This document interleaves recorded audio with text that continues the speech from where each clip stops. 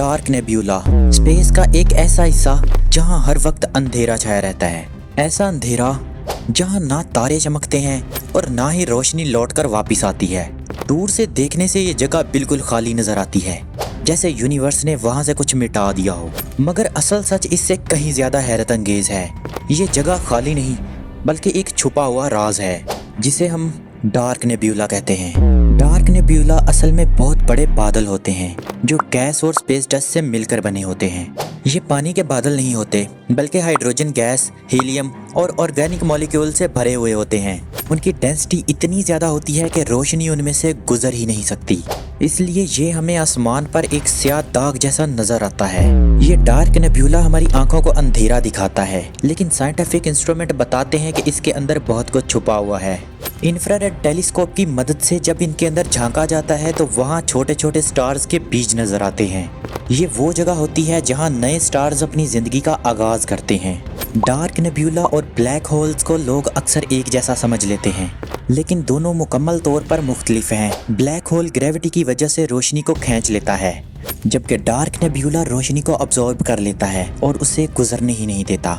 इसके अंदर इतनी डस्ट होती है कि पिछले तमाम स्टार्स नजर ही नहीं आते, इसलिए यहाँ से स्पेस हमें बिल्कुल खाली नजर आती है।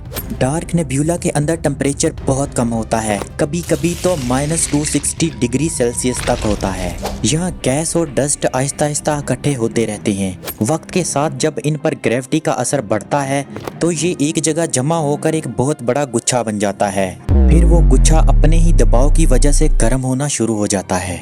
जब टेम्परेचर बहुत ज़्यादा बढ़ जाता है तो न्यूक्लियर फ्यूजन शुरू होती है और एक नया स्टार पैदा होता है। यानी अंधेरा असल में रोशनी की पैदाइश का मरकज होता है। यूनिवर्स में कुछ मशहूर डार्क नेब्यूला मौजूद हैं, जिनमें बर्नर्ड 68 बहुत मशहूर है। बर्नर्ड 68 को जब पहली मर्तबा देखा गया तो एस्ट्रोनॉमर्स को लगा कि शायद ये स्पेस में कोई वॉइड है, क्योंकि उस जगह के पीछे के तमाम स्टार्स गायब हो चुके थे। मगर बाद में पता चला कि ये एक डार्क नेब्यूला है जो रोशनी को रोक रहा था। डार्क नेब्यूला को समझना इसलिए भी ज़रूरी है क्योंकि ये यूनिवर्स के लाइफ साइकिल का बुनियादी हिस्सा है। पुराने स्टार्स टूटकर इन्हीं क्लाउड्स में घुल जाते हैं और इसी मटेरियल से नए स्टार्स पैदा होते हैं। यानी स्टार मरते भी यही हैं और पैदा भी यही होते हैं।